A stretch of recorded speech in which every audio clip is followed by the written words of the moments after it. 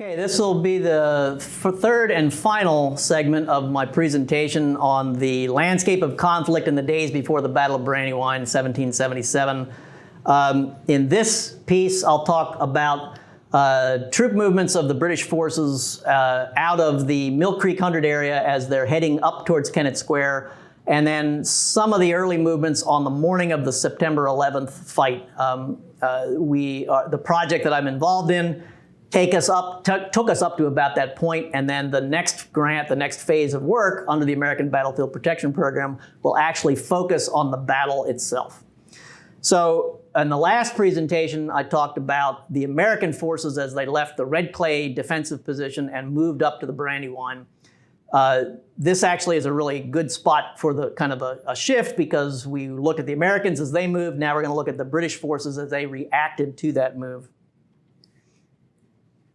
And to start that, we're going to be starting on the 8th, 9th of September. Now, British forces had actually left Couch's Bridge area on the 8th of September, but had moved up to an area called the Nichols House, Daniel Nichols' house along Limestone Road. And a lot of the information that we have and that we know about this has been provided by Mr. Walt Chacon, who did the research on this and actually was able to identify the location of the Daniel Nichols' house along Route 7.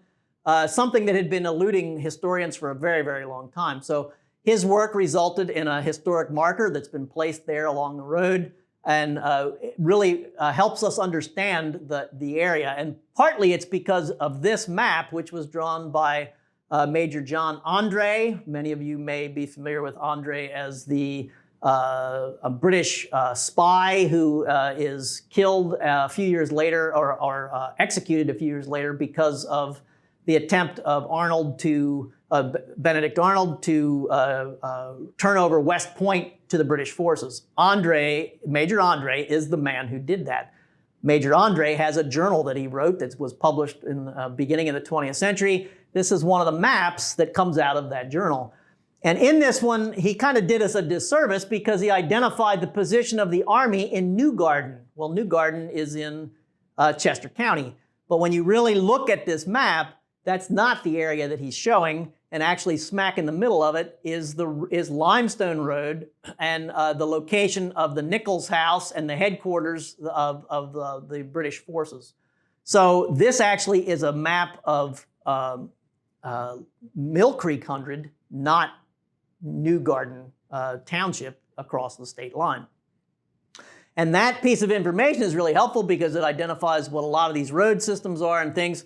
But the British forces were basically here on the night of the 8th of September. They felt they had stolen a march on Washington. They were beginning to outflank his position along the Red Clay Creek. The area that you see it today, the Red Clay Creek position would be along here, Barker's Bridge, Hershey Bridge. This was the area of Washington's position, and this is the area that they're beginning to move to. So the Daniel Nichols house along Route 7, Hockessin Meeting, Allen's Tavern is across the state line into New Garden Township. So this is the area that we're looking at, and now what I'm going to talk about is the movement of those British forces out of this area up into Kennett Square and New Garden. Now, Washington's made his decision to fight on the Brandywine probably in Mill Creek 100. He had gone to a house owned by Mr. Caleb Harlan, and that house is today located in the vicinity of, or was located in the vicinity of, the town of Milltown on Route 7. Many of you may know that area. I think maybe one of its, there's a historic district there that you see where Route 7 kind of intersects with Milltown Road, and the Harlan property would have sat down below that. So this is the place. This map is 1804, shows where Harlan's house and mill were located. Washington had actually come out to Harlan's Mill to try to get a better sense of what the British forces were doing in Mill Creek 100. There's a small skirmish that's fought in this area a little further up along in the area of Mermaid Stony Batter Road, down the hill from that. So there's a beginning of an encounter there. And by this point, Washington was beginning to shift troops across to try to feel out what the British forces were doing. He had actually moved Maxwell's Light Infantry Corps northwest of Howe's forces, and so they were moving up into the area around Hockessin Meeting. There also were some American cavalry detachments or dragoons who were in that area as well. So the idea that Howe was somehow that was moving and Washington didn't know what he was doing is not quite accurate. Washington was doing his best to find out what was going on, and actually probably by early in the afternoon on the 8th of September and clearly by midnight on the 9th of September, Washington knew exactly what Howe was doing, and he makes the decision while he is at either at Harlan's house or when he gets back to headquarters that he puts the entire American army in motion to move towards the Brandywine, which is what I talked about in part 2. The major issue here for the British forces was getting across the Red Clay Valley. And we've looked at a lot of different documents, and this particular map that you see here is actually attributed to a British engineer, Charles Blaskowitz, that he shows the road systems that they used. Now, the road that he shows here, used by one of the British columns under Lieutenant General Kniphausen, a Hessian commander, that leads to Kennett Square, is relatively easy to understand. It's today's Route 41 as it leads out of Newport or the Newport Gap Pike until it hits essentially the modern U.S. Route 1 and it leads into Kennett Square. This road is nearly impossible to identify, and many of the historians and the archivists and the archaeologists and the other folks who've been looking at this are trying to figure out what that road is. And instead what we found was that the documents have been extremely helpful. And Kniphausen wrote a major report home to the Hessian Landgrave that explains the Philadelphia campaign and what he did. And in that document, he identifies the roads that they used as undefined country or unbeaten side paths. So the map that you see here is essentially identifying a road system that was farm lanes and unused roads. And when you look at the documents on these things, there are a number of Hessian accounts that have been published where they will say things like, Washington didn't think we could, we had to stay on main roads, but we didn't do that. Well, if just one Hessian officer says that, you kind of go, okay, I'll follow what he's saying. But now you're getting every major Hessian officer saying we moved on undefined roads, country roads, side roads. It's very clear that they did not use principal highways to do this. And it seems likely that, and according to the documents, the English or the Hessians enlisted the help of a man that they claim helped Washington get to the Brandywine. And how they enlisted his help may be that they coerced him into leading them. He claimed he could lead them through the Red Clay Valley and get them to Kennett Square. Now, today, if you drive through the Red Clay Valley on the Kaolin Road or any other of the routes that lead out of there, you may not sense the ruggedness of the Red Clay Creek Valley. It is extremely rugged, and in the 18th century, it would have been a very difficult space to move through.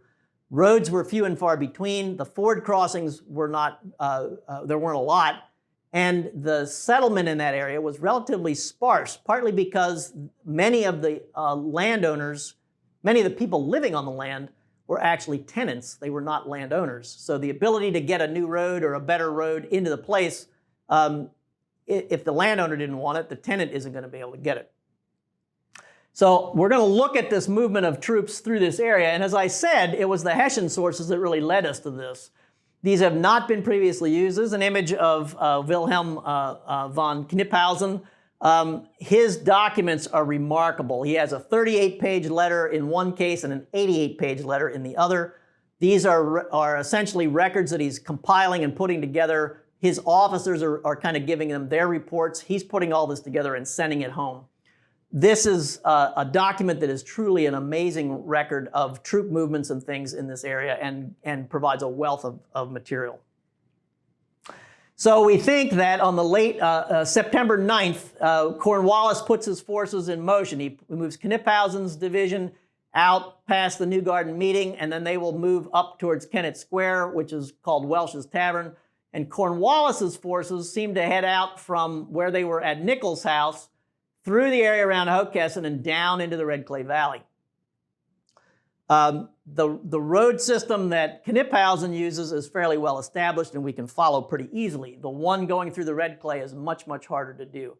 Valley Road, for example, today didn't exist in 1777. And so to move from today's Route 7 to the village of Hockessin, you had to be on side roads and undefined roads and country roads.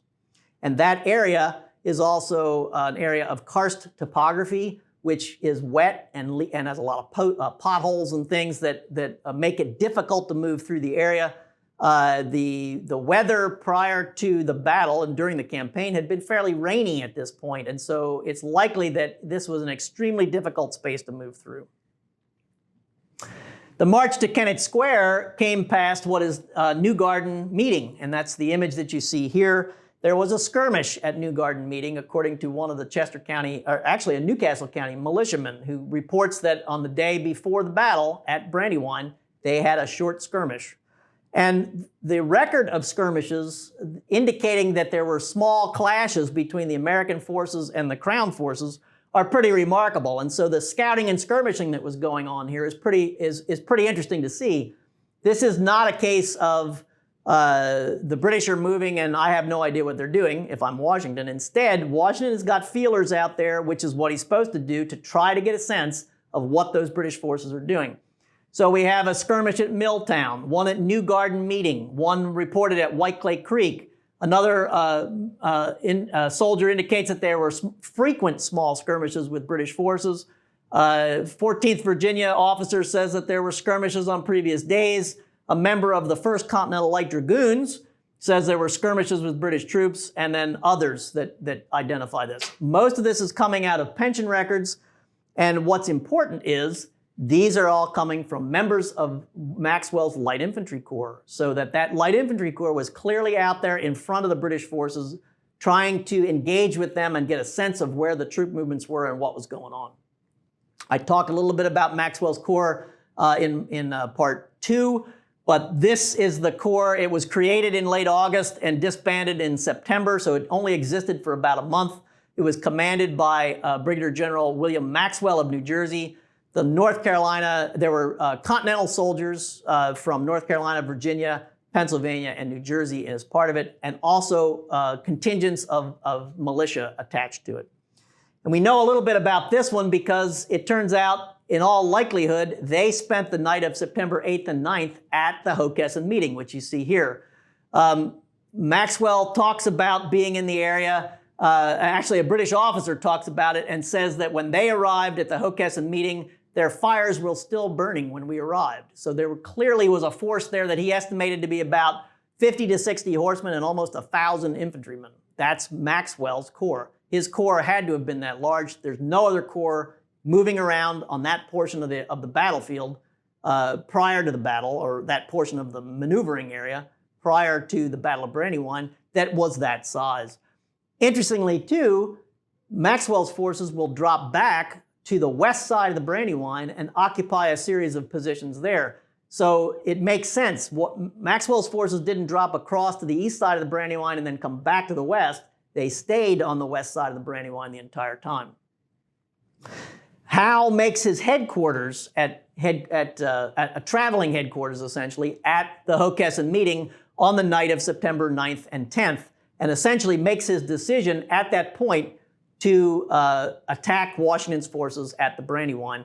That's almost 15 hours after Washington had made the decision on the morning of the 9th, or early morning of the 9th, and put his army in motion.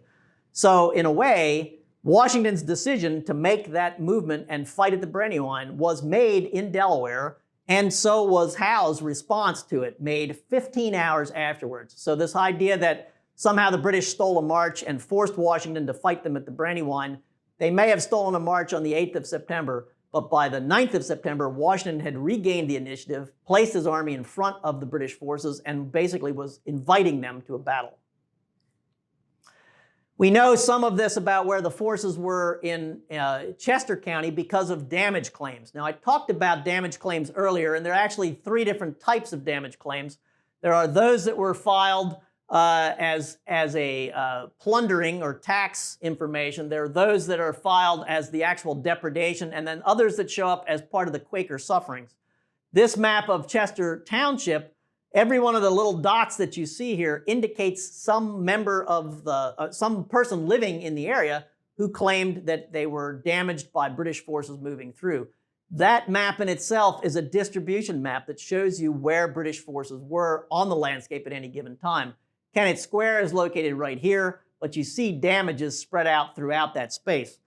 And while it's kind of fuzzy, when you look at this one, you still get a sense of where the damages are and where the Red Clay Creek is.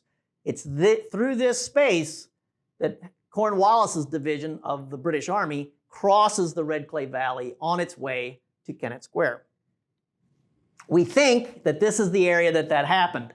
Those of you who drive through this area know the intersection of Chandler's Mill Road and Cale and Pike. The possible line of route march would have gone right across here, and the space between the Hockessin Meeting and Chandler's Mill Road, that road could be one of these ill-defined, not well-known country roads. But by the time they got down here, you're crossing the creek. You're going to cross the creek in this spot. There appears to be a ford crossing where you can do that, and it leads up to the area known as the Michael Gregg House, which is on Round Hill Road. The Michael Gregg House is identified as probably the oldest standing building in Kennett Township. It's probably about early 18th century, 1710, 1720. This aerial image shows you the area that we're talking about, and if you add the route march, you see it shown here in red, where it crosses the Red Clay, coming up from Chandler's Mill Road.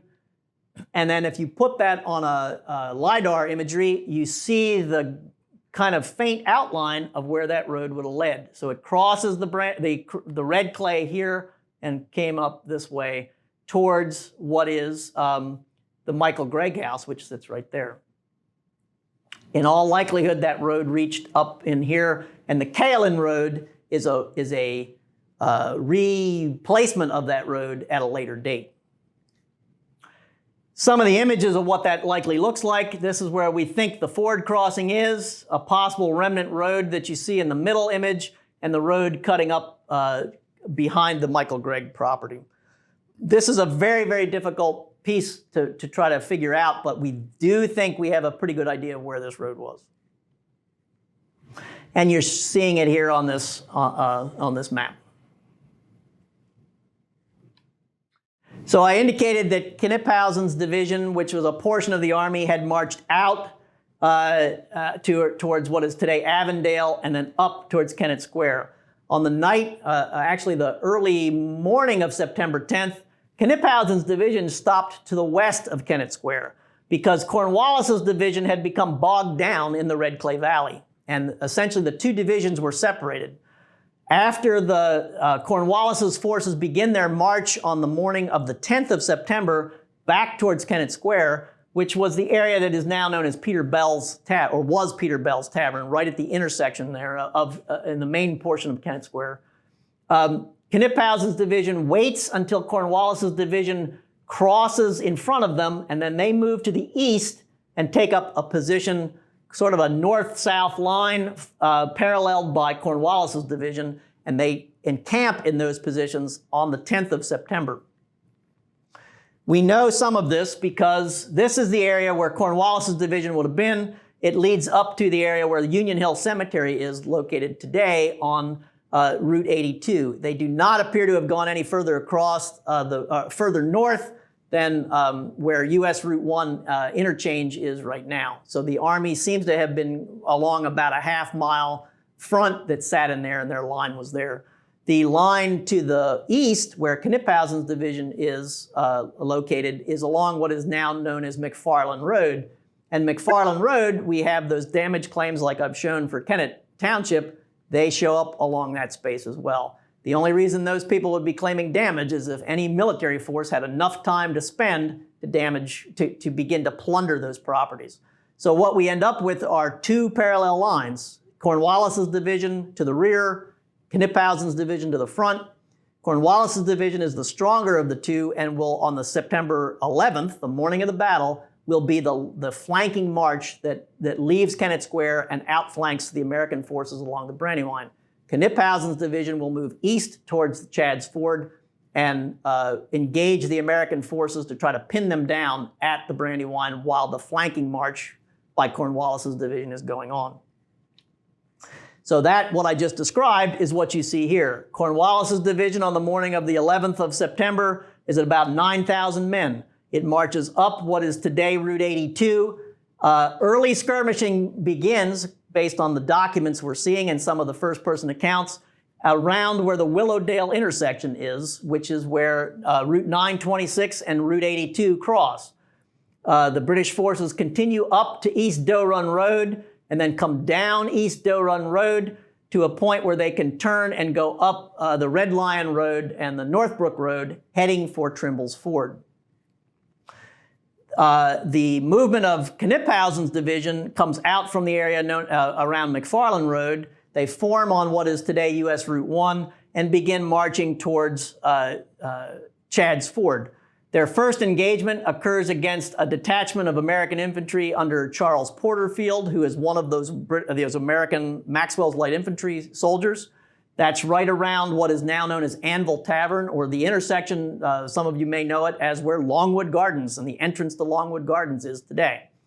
The next engagement occurs in a village of Hammerton, which is a short little distance away.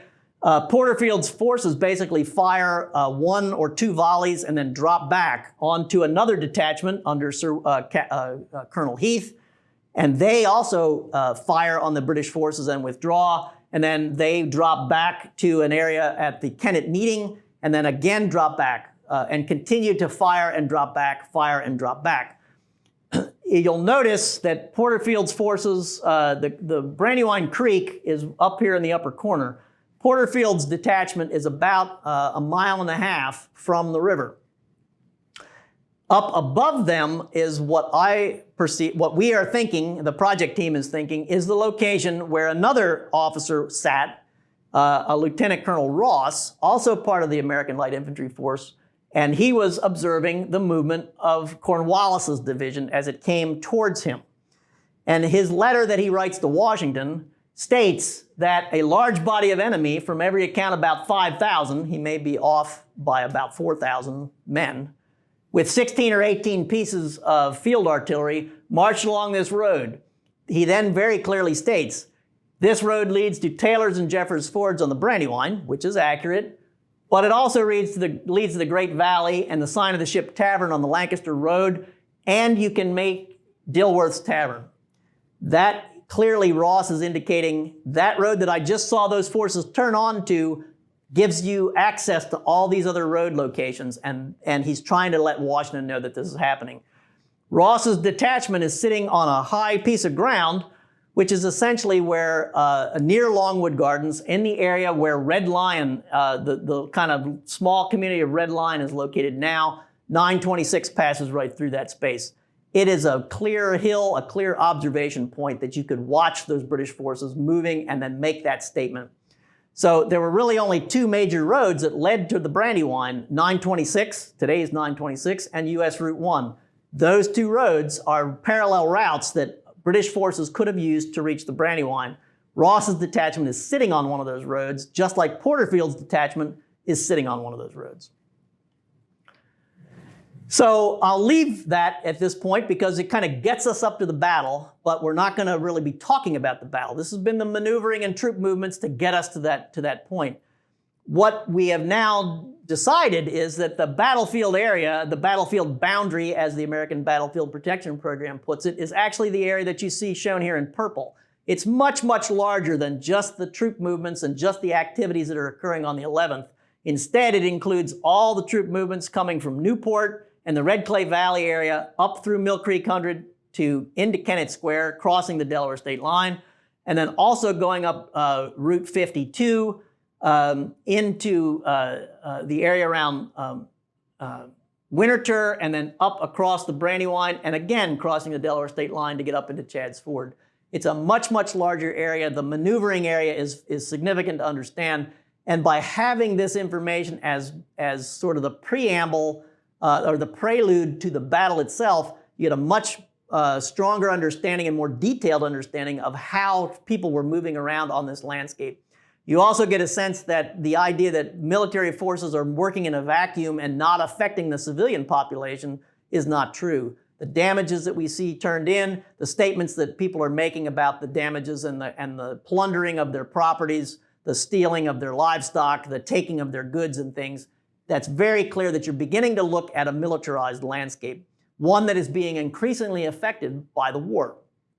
We'll see in Delaware that that becomes more increased as the war progresses, and farmers up and down the Delmarva Peninsula begin to feel the effects of having to supply the American forces with food and other material, that they begin to be caught up in the activities of a war that, from hindsight, we know lasts 8 years. If you're tied up in it in 1777, 78, even into the 1780s, you don't know when that war is going to end, and the damages that are being caused are cumulative on your properties.